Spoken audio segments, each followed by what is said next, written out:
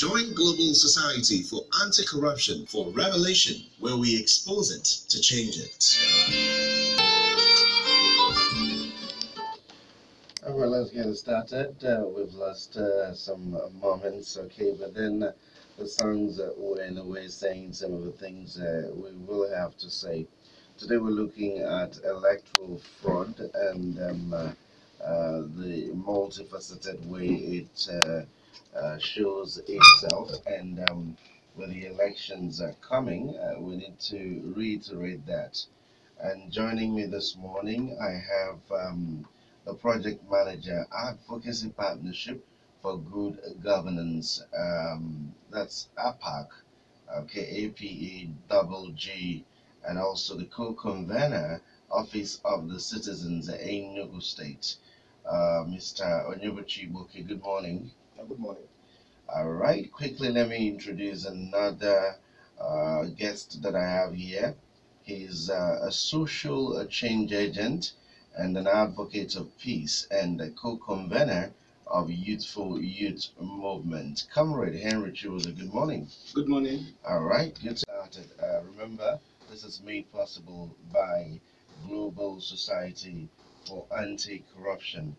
Okay, and of course, Global Society for Anti-Corruption is a non-political, non-governmental body that is bothered about this hydra-headed monster that is plaguing us.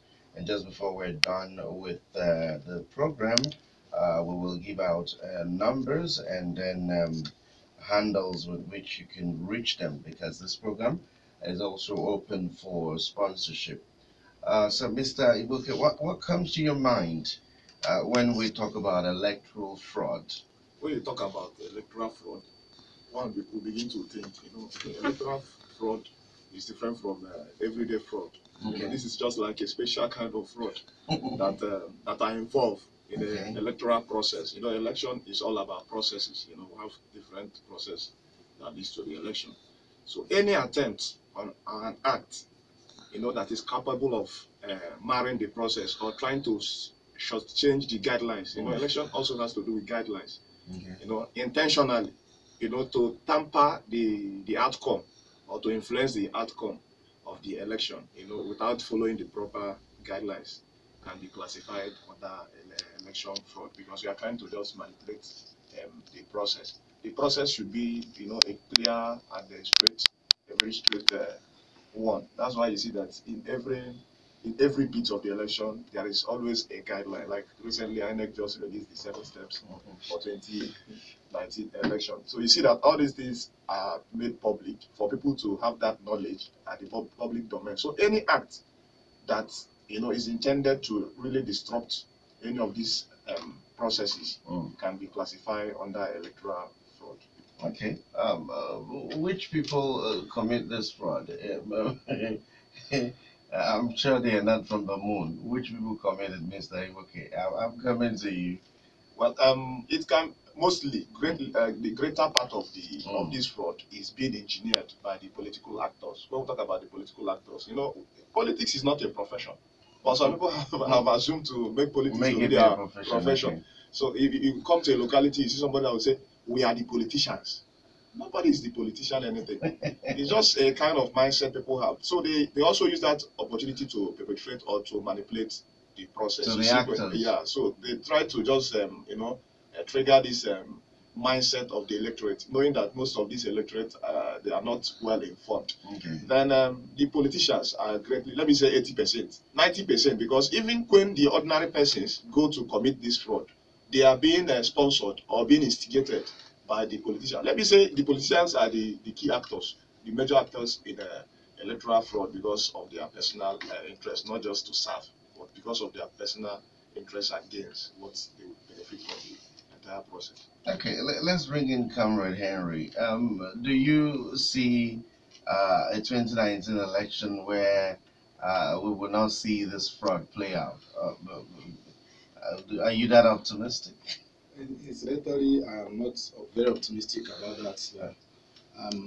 This thing has to do with human behavior. You don't expect that people will change overnight, especially politicians. You don't expect them to change overnight. This is an attitude they have built themselves over time. And from the look of things, you can see that there is no vigorous campaign going on. People are not selling their manifestos. Well, why do you think that is so? Because I think people have perfected plans of subjugating the will of the people, and citizens' mandate is not what the Incidentally, it's not just one party. It looks like they had a meeting and said, "No point wasting money this time." So I think politicians in this time are not ready. They are not really ready to engage the citizens. That's my view. okay. And the evidence abound. You can feel it even within the media. It is not what it should be, and I think it calls for our attention. Every responsible citizen should look beyond the rhetorics. In fact, this should also call the security agencies, the attention of the security agencies, because crime detection and prevention should be the hallmark of policing. For instance, we don't have to wait until this fraud is committed. We can address it, we can arrest it before it's committed. If politicians are not doing what they are supposed to do, or what they're expected to do at the moment, that means there are other things they are planning to do that we don't know. And your guess could be as good as mine. One will ask, to what extent the security agencies are even free of the electoral fraud? Because there's been allegations and counter allegations of the security apparatus baiting electoral fraud or being part of it. Anyway, it is not for me to absolve the security agencies of such allegations, but the allegations are there. But again, we should not wish away the fact that these men who engage in the protection and enforcement of our laws are also saddled with a Herculean task, because they are dealing with citizens who are very, very corrupt in their tendencies, citizens who do not have the cause to law.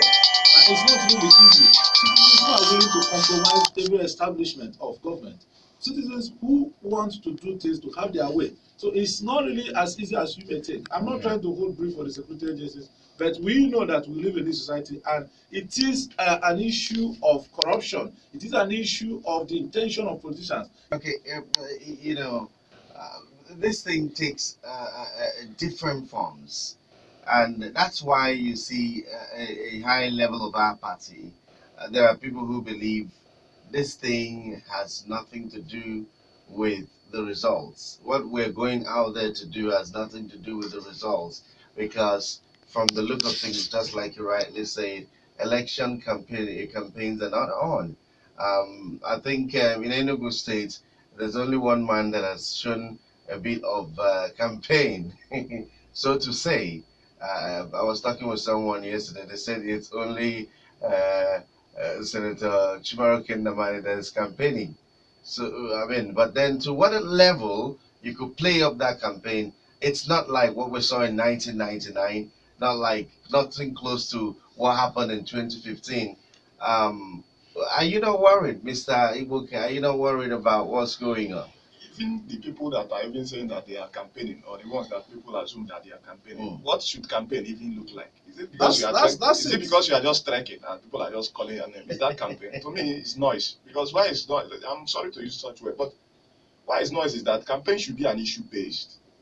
It should be an issue based, convincing the people why they should vote for you, and telling them what you are going to do when they vote for you. Then the people will also give you the feedback by telling you their own concerns and fears about you getting this pandemic. Are you getting me? So it should be a two-way thing. It should be an interactive setting. It shouldn't just be somebody is moving and people are clapping and beating music. You know. After all, in the Electoral Act too, there are some certain manners you should campaign. We have guidelines. That's why we say that everything that has to do with the election played out very strongly. So now it's about social media propaganda and vote trading, not even buying. It's about trading because it involves the seller and the buyer. You know, so it's trading. They trade. So what they do now is that instead of spending so much money going for, what they do is rally, not campaign. Going for rallies, you know, where they gather people, climb stage, and at the end, I'll be waiting to hear people say something meaningful. Some people would come and say, "We are continuing from where to where? What are you continuing from?" You know, tell us exactly what you are doing in different sectors. Tell us, maybe you have been in position of power and you want to go for second term. Why not tell us what you've done with what you have done so far, the challenges and how you are going to navigate or to overcome these challenges, getting another mandate, why we should give you another mandate. But this thing doesn't even come in the picture, and people are celebrating. And the funny thing is that I saw one nursery school where they placed a banner. I say all this, and the people are not helping issues. Is it the one near Transekuru? This one was at so. Okay, there's one in Transekuru.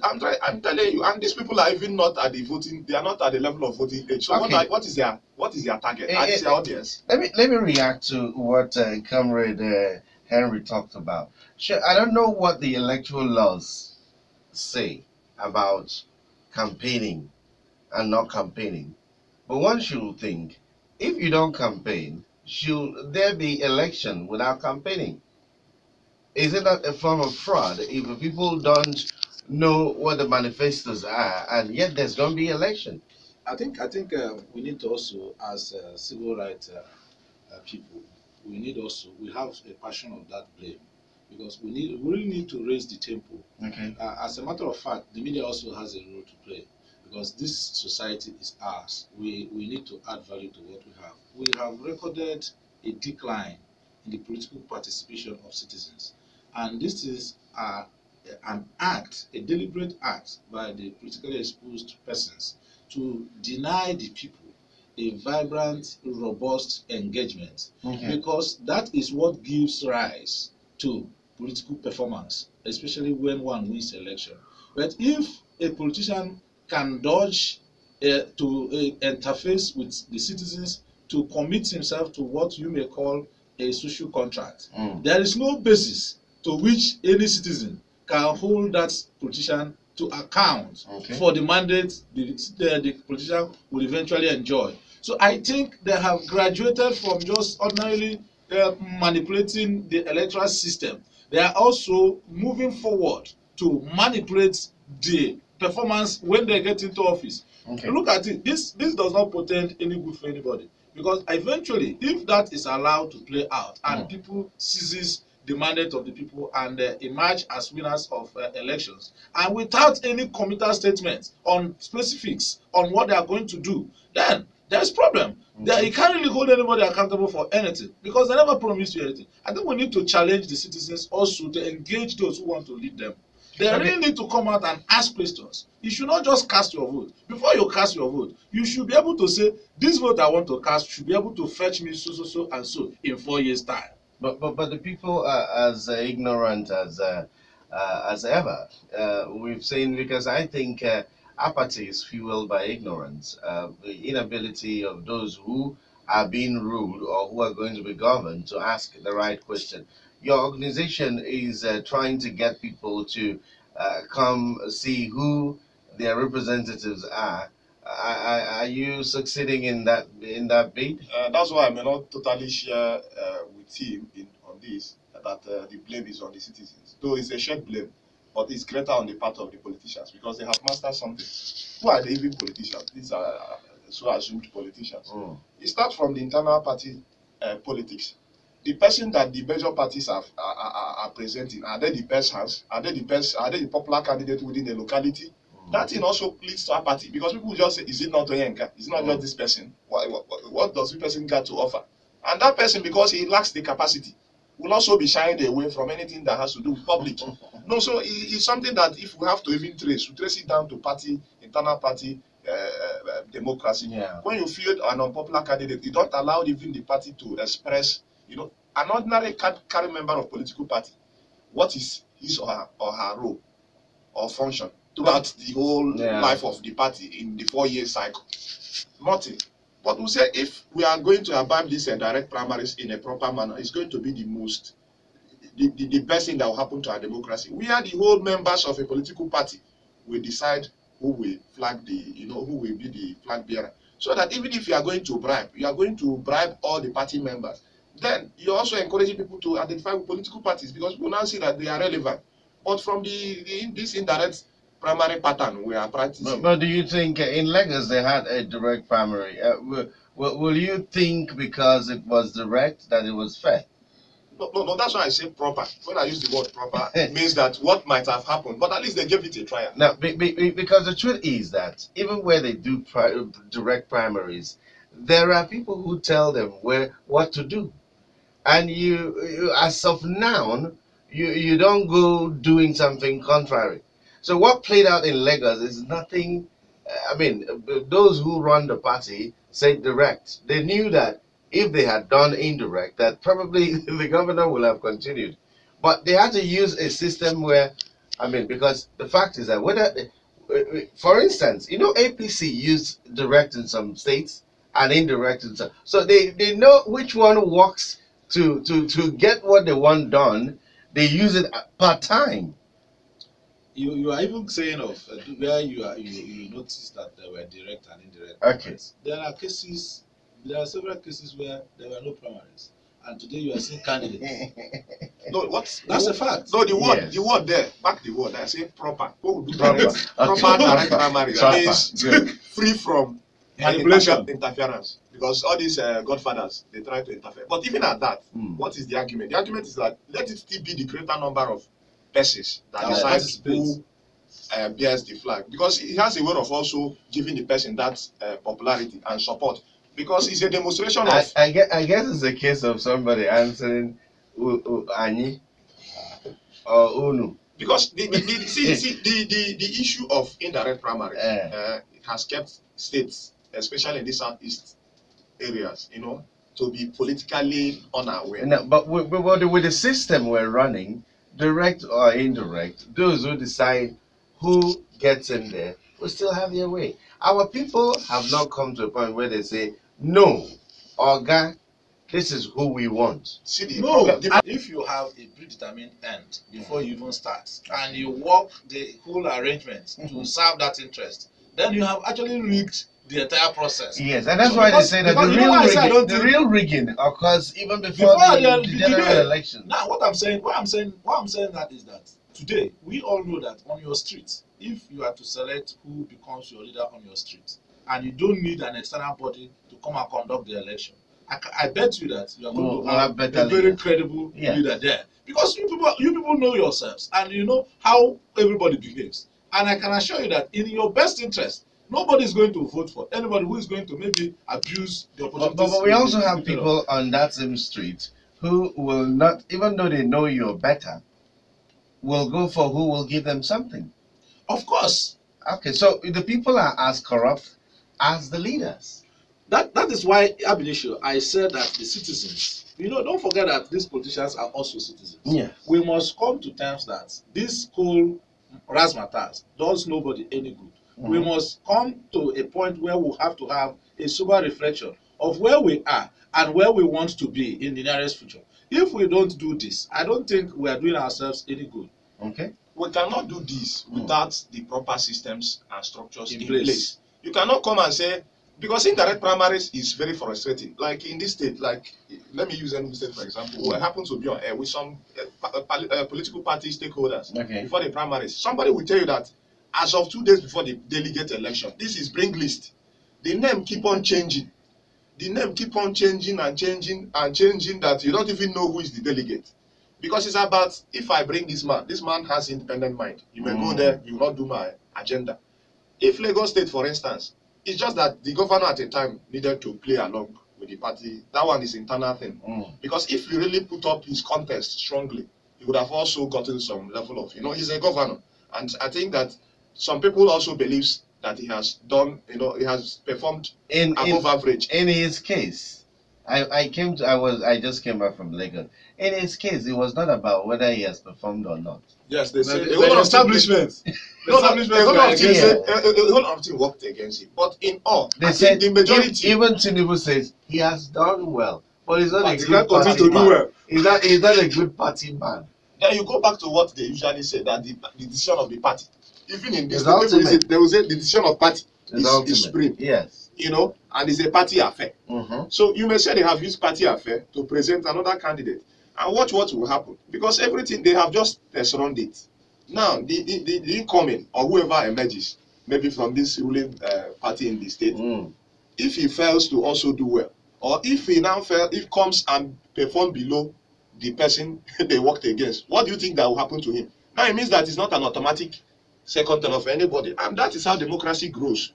So Wow. they may not have gotten it well, but they have initiated that process. It's something we have to even appreciate for them to take that bold step. Because if you see how crowd people came out, in as much as they have taken a direction. Was it the will of the people? No, in as much as because I need to question that. No, for me, when you say the will of the people, you need to ask. Some people can sell their will.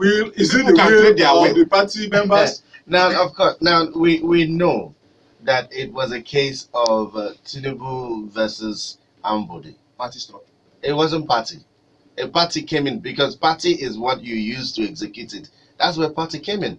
Initially, it wasn't about party. It wasn't the chairman of a party that initiated the process. But again, no, let us not totally condemn what Tinubu has done. No. If the intentions were not right, I don't think the majority of the supporters would have supported it. You think there so? must be some level of credibility in that decision. It doesn't prove anything. The fact that someone says, "I want this man out," and he executed it doesn't mean it was the will of the people. But it's still healthy for our democracy, because if you watch now, most of the governors, whether they have performed or not, one thing they will do either to retire the Senate, as at the rocking seat there, they will just be playing there. Then, and this man also has gone a long way to show people that you can grow strong without even being in power to also influence or remove anybody. To us, it's something that is doable. And if we can be able to do that, it's not a bad thing. If I can grow strength like that, now, if the argument is people must not always get a second tenure, well, if the argument is on that, I would say good and fine. They have initiated a process. But the same man who is talking about that did 8 years. His incumbent, Fashola, did 8 years. So while it is not the right of Ambode to do 8 years, I don't think it is an issue of right of Ambode or not his right. Okay. I think the political situation in Lagos demands some drastic measures which the party leaders had to take. In my view, I feel that politicians are not what we think they are as people. They look beyond now, and they are very futuristic. Don't forget that it is about their interest now and forever. Don't forget about that. Yeah. So anything that does not advance their interest is totally against them, and they will totally be against that. So when you say a politician taking a certain decision, don't assume that he's a saint. He's only taking that decision to protect himself. Good. We're on the same page, and that, because the truth of the matter is that from the time he stepped down till this very moment, he's been the one running that state. This is Revelation, made possible by Global Society for Anti-Corruption, and of course this program is open for sponsorship. You can get more information by visiting www.globalanticorruption.com. You can tweet at them at Gsac_NGO.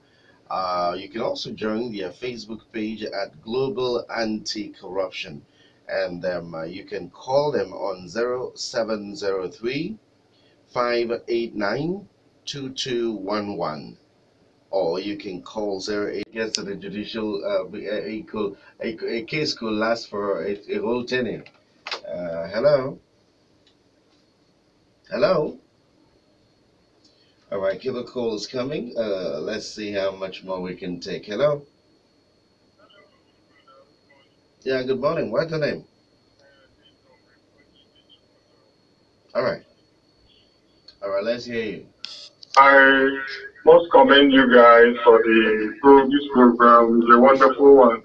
Thank you. And there is something that somebody said there, that when candidates come on board, maybe when they go for campaign, and people expect them to say something reasonable.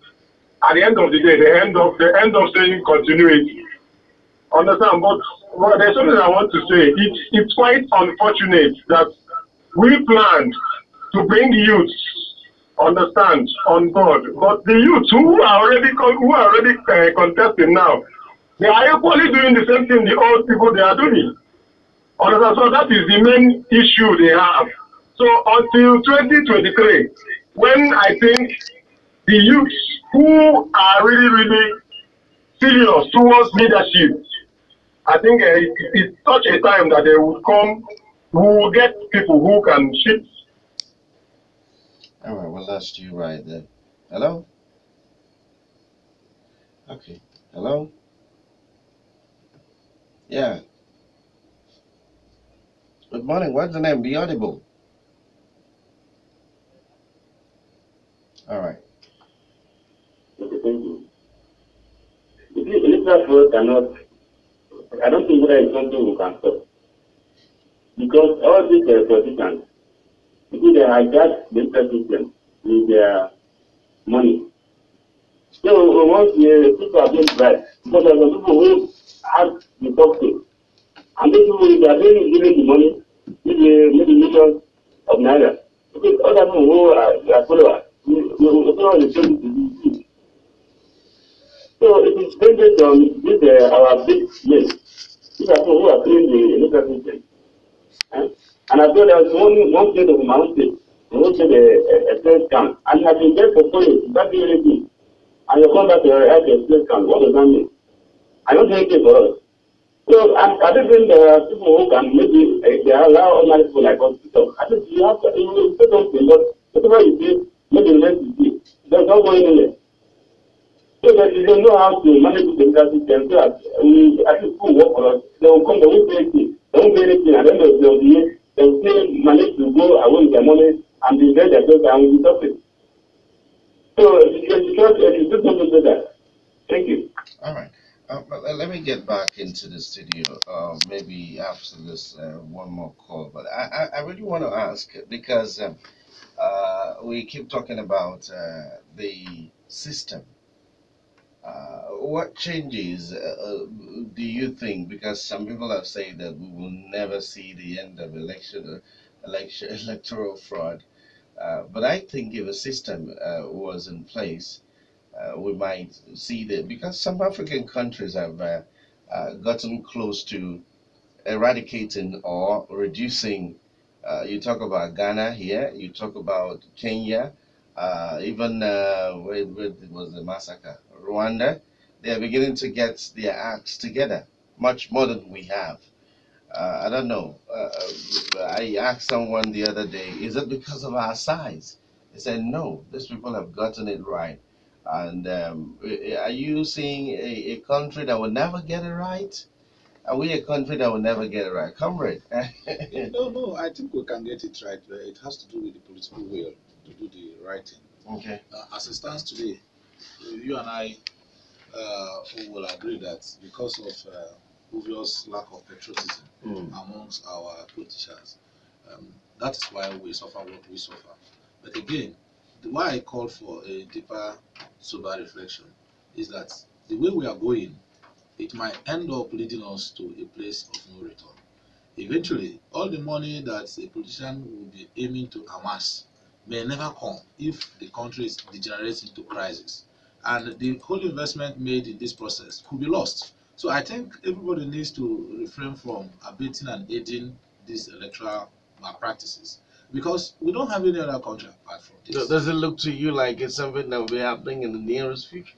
I think in the present circumstance, we the people still reserves and have the right to determine how our future will be. It is up to us as citizens to determine how this future will be. Our citizens don't look like they speak this language you're speaking.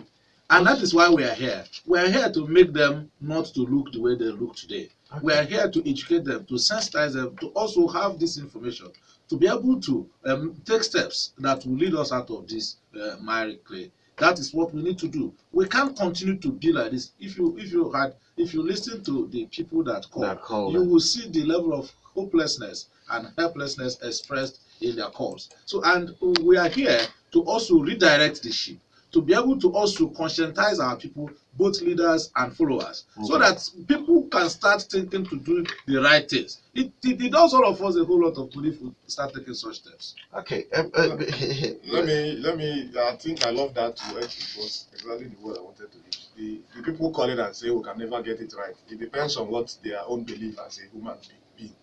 You know, they are hopeless. You know, you can see it is out of frustration they are saying such things. You know, in as much as there is life, there is change. And me, I believe in being an active citizen as a person, because the society I want to see as a person, I want to also be part of the people that will build it.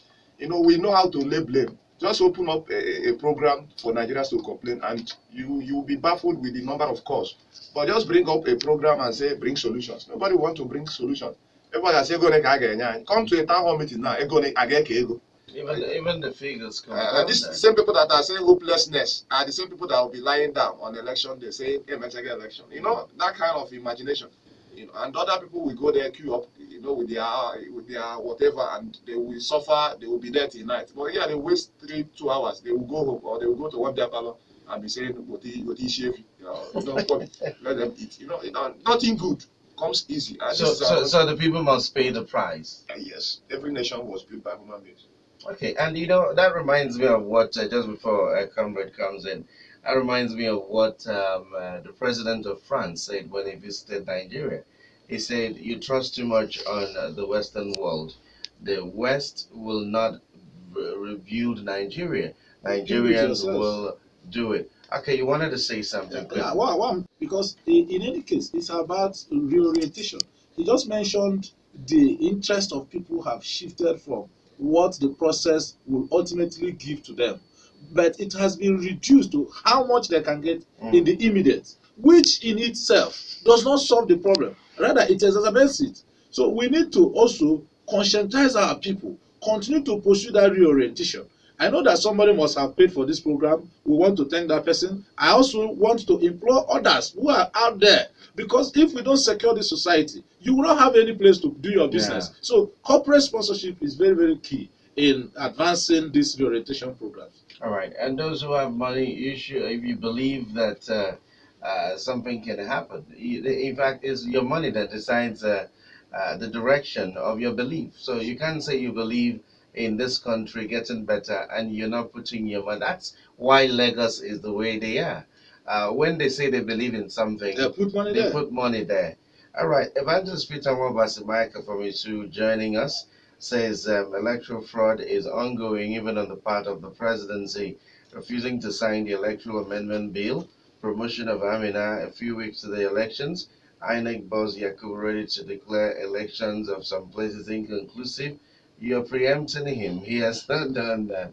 Okay, in my view, the populace can do little or nothing as to arrest the situation. Well, we're not on the same page with you on that one. There's a whole lot that we can do, and you obviously don't know what people are doing. CSOs are working, and it could have been worse if not for the intervention of CSOs.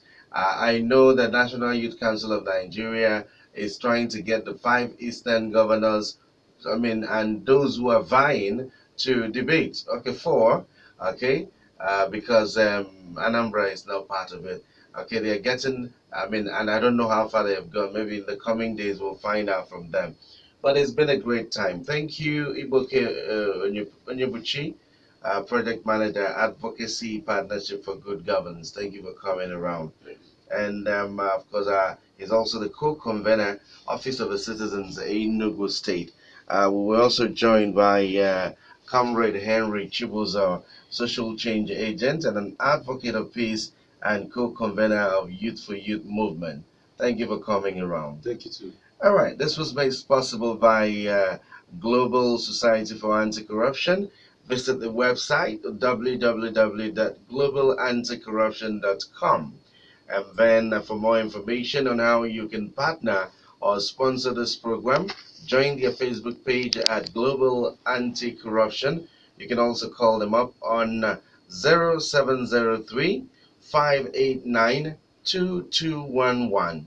You can also call 0818 721 0349. Thank you for listening, and join us next week, Tuesday, for another beautiful edition of Revelation.